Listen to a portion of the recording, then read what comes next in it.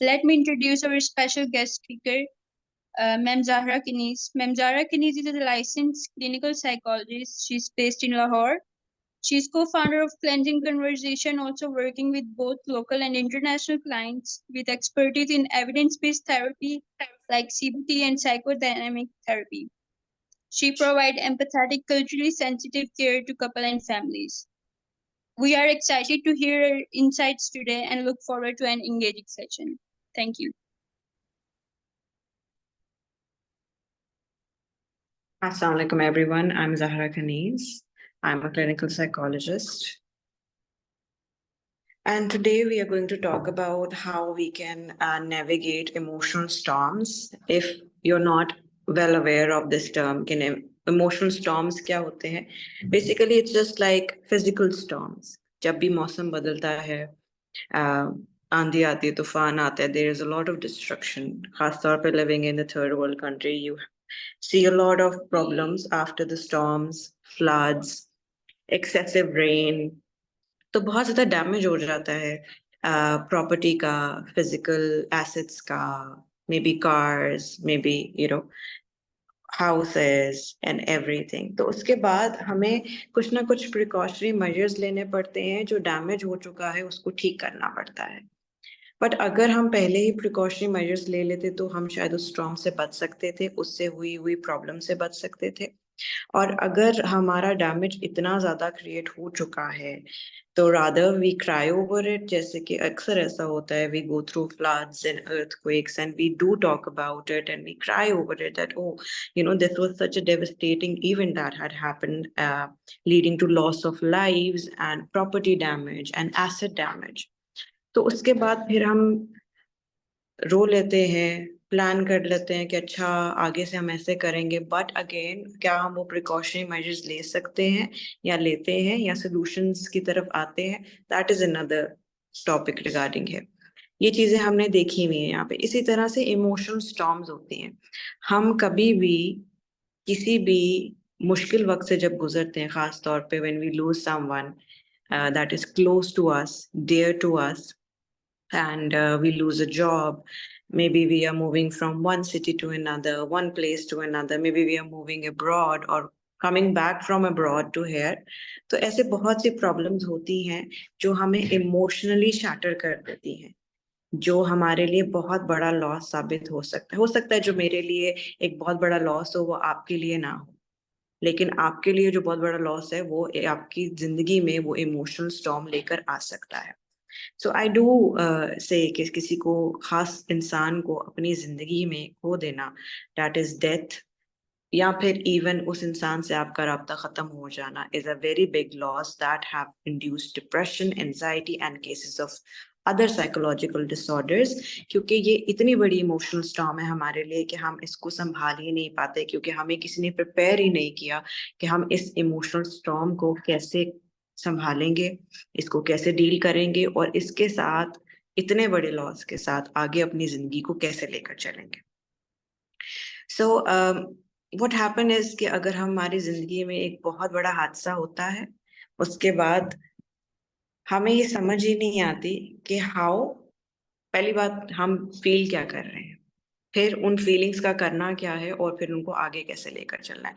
ज्यादा से ज्यादा हम अल्लाह ताला से रुजू करते हैं, स्पिरिचुअली हील करने की कोशिश करते हैं कि may be we are going to offer नमाज and read Quran and we are going to be well, और हम इस तरीके से हील करेंगे, क्योंकि ये हमारा एक नेचुरल लॉस था जिसके ऊपर हमारा कोई इख्तियार नहीं था.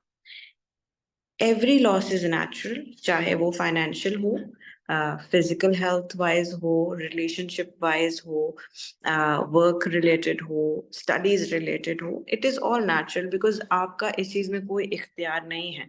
But here is one thing I tell students कि वो कहते हैं अक्सर हम फेल हो गए, एमडी कैट में फेल हो गए, इसमें. तो I do ask them that how was your preparation. They were like, हमने उतनी प्रिपरेशन नहीं की थी जितनी करनी चाहिए. तो पहली बात है कि precautions, preparation is very important, and then you can put it on God कि हाँ अल्लाह ताला, हम आपसे दुआ करते हैं कि अब हमें इस चीज के थ्रू क्रॉस करवाएं. अगर हम फेल हो जाते हैं तो फिर एकदम से हम ये सोचें कि Allah is going to help us, but preparation कोई नहीं करनी. This is not how it's done. So it is a whole lengthy process. So grieving, किसी को खो देना, कोई चीज खो देना, कोई जॉब खो देना, कोई पोजीशन खो देना, हमारे अंदर इमोशंस लेके आता है गुस्से के। हमें समझ नहीं आती कि हम क्यों ये गुस्सा फील कर रहे हैं, ये बेचैनी फील कर रहे हैं, इतने हेल्पलेस क्यों हैं हम। हालांकि we lost a very important person, a very important job, a very important degree in our life, लेकिन हमारे अंदर ये गुस्सा जनरेट क्यों हो रहा है, और फिर हम उस गुस्से को चैनलाइज ही नहीं कर पाते। तो हमारे जितने भी लव्ड वंस हैं जो रह गए हैं हमारी जिंदगी में, हम उनके ऊपर गुस्सा निकालना शुरू कर देते हैं, और हमें पता ही नहीं चलता कि हम ऊंची आवाज में बात कर रहे हैं, हमारा लहजा बदल गया है, हमारी टोन डिफरेंट है, हमारे अल्फाज बदल गए हैं। वी फील फ्रस्ट्रेटेड एंड ऐसे जैसे हम एक कैद में हैं इमोशनली, कि अब इतना ज्यादा कुछ खराब हो गया है कि हम इसको ठीक नहीं कर सकते, और हम इसकी कंप्लीट जिम्मेदारी लेते हैं कि हमें हमारे इख्तियार में चीजें थी और हम कंट्रोल कर सकते थे। But in reality it's not true. आपकी जिंदगी में कोई ऐसा लॉस आता है वो आपके इख्तियार में 100% नहीं है। तो अगर आप उन चीजों के बारे में फिक्रमंद होंगे जो आपके इख्तियार में नहीं है, you will lose control over your thinking and your mind. And when you lose control over your thinking and your mind, you are more likely to develop stress related illness physically and mentally. ठीक है, जिसकी वजह से बहुत ज्यादा problems आती हैं हमारी जिंदगी के अंदर। सो सबसे पहले हमें अंडरस्टैंड करना है अपने इमोशंस को, कि अगर हमारी जिंदगी में बहुत बड़ा लॉस हुआ है तो हम इस इमोशन को अंडरस्टैंड कैसे कर सकते हैं। किसी को खो देना, कोई जॉब खो देना, पहली बात उसको एक्सेप्ट करना है और सरेंडर करना है अपने आप को हायर पावर की तरफ। May be what ever God you practice, religion you practice, I believe in Allah. I will, put myself there and I will say, Allah Ta'ala, I put myself down here and I accept everything what has happened through. Please give me the courage to deal with it. Acceptance and surrendering yourself to the higher power. ठीक है, उसके बाद it could be anything. The higher power could be anything, whatever higher power you believe in. ठीक है, उसके बाद you need to put yourself in a place जहाँ पे आप अपने आप को वो इमोशंस एक्सपीरियंस करने दें। मेरे पास अक्सर क्लाइंट्स आते हैं, they are like, doctor we don't know what we are feeling, what we are going through. ये इंसिडेंट साल पहले हुआ था हमारे साथ, लेकिन उसके बाद से हमारे अंदर ये चेंज आया है कि हमें रोना आता है। We feel like crying. जैसी रात होती है, शाम होती है, हमें रोना आता है, या हम कोई काम शुरू करने लगते हैं हमें रोना आता है, या हम घर से बाहर निकलते हैं हमें रोना, हम पढ़ने बैठते हैं तो हमें रोना आना शुरू होता है।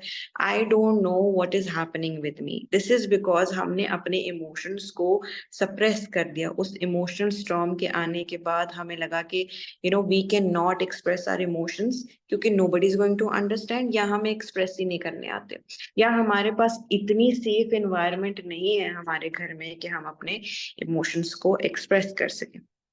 ऐसा अक्सर होता है with teens and with student, they don't have private space to express their emotions. उनके पास अपने रूम नहीं है, अपनी प्राइवेट जगह नहीं है, अपने प्राइवेट फ्रेंड्स नहीं है, अच्छा इमोशनल सपोर्ट नहीं है फैमिली के अंदर कि वो उनको अलाउ कर सके कि it's okay to cry, it's okay to feel sad, it is okay to feel the loss you have went through. और अक्सर लोग इस चीज को समझते नहीं। जैसे मैंने कहा कि समथिंग जो मेरा लॉस है वो आपके लिए लॉस नहीं हो सकता, इसी तरह से आपका लॉस मेरे लिए वो इम्पोर्टेंट नहीं होगा। इसी तरह से फैमिली विल टेल यू, ओ इतनी छोटी सी बात, कोई बात नहीं, या फिर आपके दोस्त या कोई भी जिससे आप काफी इस तरह के इमोशनली डिटैच रिस्पॉन्सेज आते हैं, और वो रिस्पॉन्स हमारे साथ रह जाते हैं क्योंकि हम डैमेज्ड हैं। और जितने भी लोग हमें बताते हैं कि you can get through this, everything is going to be fine, we are here for you, वो बातें हमें समझ नहीं आती क्योंकि हम नेगेटिविटी एब्जॉर्ब करना शुरू कर देते हैं। हमारे अंदर इतना डैमेज हो चुका है, we have built cracks, emotional cracks in ourselves due to that emotional rain and storm, कि हम नेगेटिव इमोशंस को एब्जॉर्ब करना शुरू कर देते हैं। rather than focusing and working on the positive people and positive emotions around us.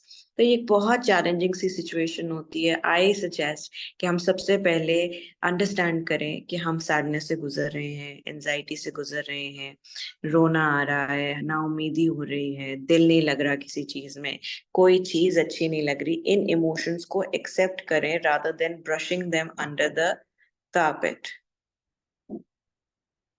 ठीक है. फिर उसके बाद जब हमारी ये इमोशनल स्टॉर्म को हम एक्सेप्ट कर लेंगे कि हाँ ये हुआ है हमारे साथ, ये बहुत बड़ा लॉस था हमारे लिए, एंड हमारे अंदर ये इमोशंस उसी वजह से आए हैं और ये हमारी जिंदगी में बहुत ज्यादा प्रॉब्लम्स क्रिएट कर रहा है emotionally, physically, and some people also go through financial problems as well.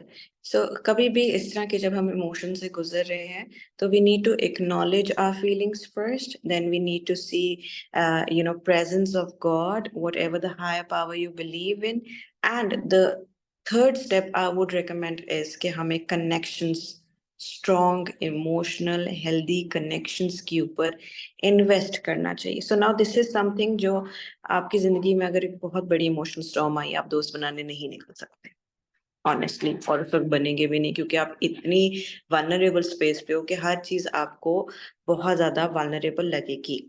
So it is very very important कि आपके पास जिंदगी में पहले ही बहुत अच्छे दोस्त हों, अच्छी फैमिली हो, अच्छे कजिन्स हों जो आपकी इमोशनल स्टेट के साथ कनेक्ट कर सके, इमोशनल सपोर्ट प्रोवाइड कर सके, जिनके साथ आप बात कर सकते हो, कनेक्ट कर सकते हो, जो आपके पर्सपेक्टिव को अंडरस्टैंड कर सके, and they can be a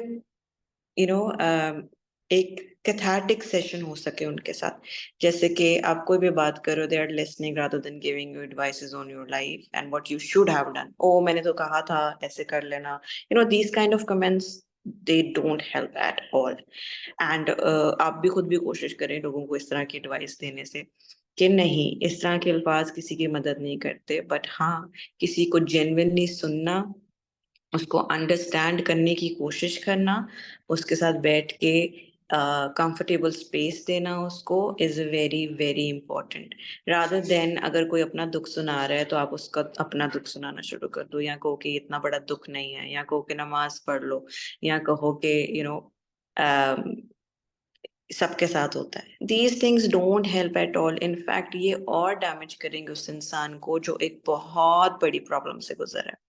So always, I suggest my all the clients to make good healthy bonds and friendships जहाँ पे you can share and discuss the darkest thoughts of yourself and feel comfortable. Now these kind of people are very hard to find क्योंकि unfortunately आजकल, yeah, maybe always, we do find friends who are jealous of us, who are jealous of our success, our mind, our work, our studies, our degree, our family, our assets, and they will be your best friends. So the third point I recommended is कि आप अपनी family, friends के साथ connect करें.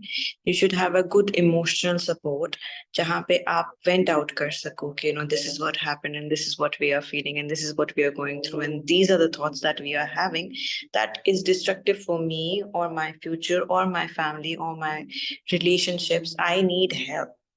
और जब मैं ये इमोशनल सपोर्ट की बात कर रही हूँ तो अक्सर लोग इतने लकी नहीं होते कि उनको फैमिली का सपोर्ट मिले या दोस्तों का सपोर्ट मिले, क्योंकि हम आइडेंटिफाई कर लेते हैं हमारा अच्छा सच्चा दोस्त कोई है या नहीं है, या हमारी फैमिली टॉक्सिक है या हेल्दी है, या इमोशनली अवेलेबल है या नहीं है. तो अगर ऐसी सिचुएशन है, I suggest you always always go to professional help, and that is clinical psychologist सबसे पहले. उसके बाद अगर आपको वो सजेस्ट करते हैं कि आपको मेडिसिन की जरूरत है, आपको इतनी प्रॉब्लम क्रिएट हो चुकी है न्यूरोट्रांसमीटर्स में, physically, routine wise, appetite wise, sleep wise, then they will recommend you to the psychiatrist. So पहले आप psychiatrist के पास मत जाएं, क्योंकि eventually you might get started with medicine. हालांकि आपको अप फ्रंट होकर अपने इमोशंस को डील करने की जरूरत थी. Rather you took medicine and suppressed your emotions, then it is going to come back again and again. क्योंकि आपने अपने इमोशंस को डील नहीं किया, उससे गुजरे नहीं हैं, एक्सप्रेस नहीं किया, आपने एक अच्छा मीडियम सेलेक्ट नहीं किया टू एक्सप्रेस योर इमोशंस.